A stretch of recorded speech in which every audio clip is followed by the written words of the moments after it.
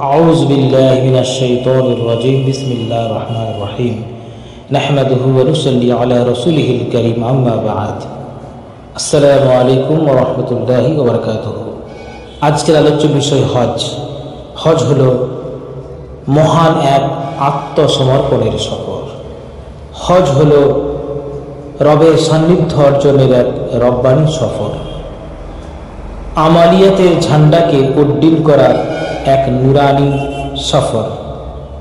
ইমানকে বলিয়ান ও শক্তিশালী করার এক ইমানি সফর। সুবহানাল্লাহ। লাব্বাইক আল্লাহুম্মা লাব্বাইক, এই ধ্বনি যখন লক্ষ লক্ষ কণ্ঠে উচ্চারিত হয় তখন শুধু শব্দ নয়, সেটি হয়ে ওঠে আত্মসমর্পণের এক বিশ্বজনীন প্রতিজ্ঞা। হজ শুধু একটি ধর্মীয় আচরণ নয়, বরং এক মহাযাত্রা। এই যাত্রা শুরু হয় আল্লাহর ডাকে সাড়া দিয়ে, শেষ হয় চোখের পানিতে। হজ হলো ইসলামের পঞ্চস্তম্ভ, যা প্রত্যেক সামর্থ্যবান মুসলমানদের জীবনে একবার পালন করা ফরজ।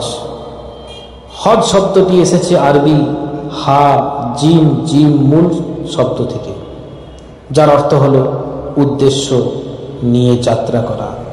তবে এই যে যাত্রা সাধারণ কোনো সফর নয়, এটি জীবনের পাপ মুক্তি, আত্মশুদ্ধি, দুনিয়ার মোহ ত্যাগ করে আল্লাহর দিকে ফিরে যাওয়ার সফর। এটি এমন এক ইবাদত যা মানুষকে আল্লাহর সামনে বিনয়ের সঙ্গে দাঁড়াতে শেখায়। হজ পালন করা হয় ইসলামী চন্দ্রপঞ্জিকার শেষ মাস জিল হজের 8 থেকে 12 অথবা 13 তারিখ পর্যন্ত। এটি ঈদুল আজহা ঠিক আগে এবং পরে অনুষ্ঠিত হয়। হজ পালন করা আল্লাহর পক্ষ থেকে সরাসরি নির্দেশ।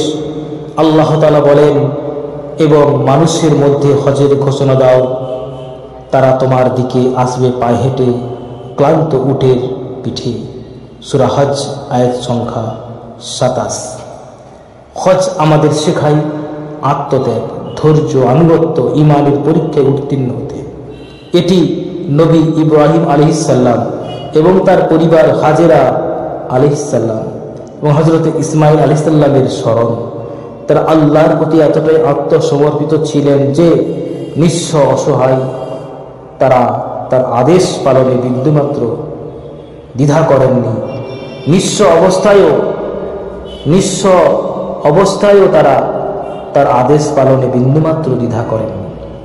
হজ তাই শুধু ইতিহাস নয়, এটি নবীদের পথ অনুসরণ, কিয়ামতের দিনের স্মরণ এবং আল্লাহর সঙ্গে সরাসরি সম্পর্ক তৈরির এক অনুপম সুযোগ।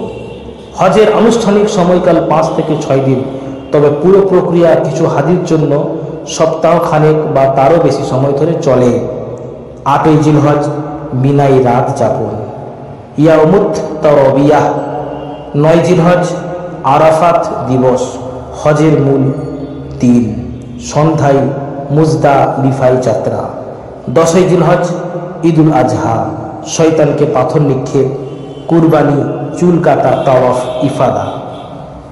11 থেকে 13 অর্থাৎ 11, 12, 13 জিলহজ জামারাতে 3টি স্তম্ভে পাথর নিক্ষেপ, শেষে তাওয়াফে বিদায়, কাবার সঙ্গে আবেগ ঘন বিদায়।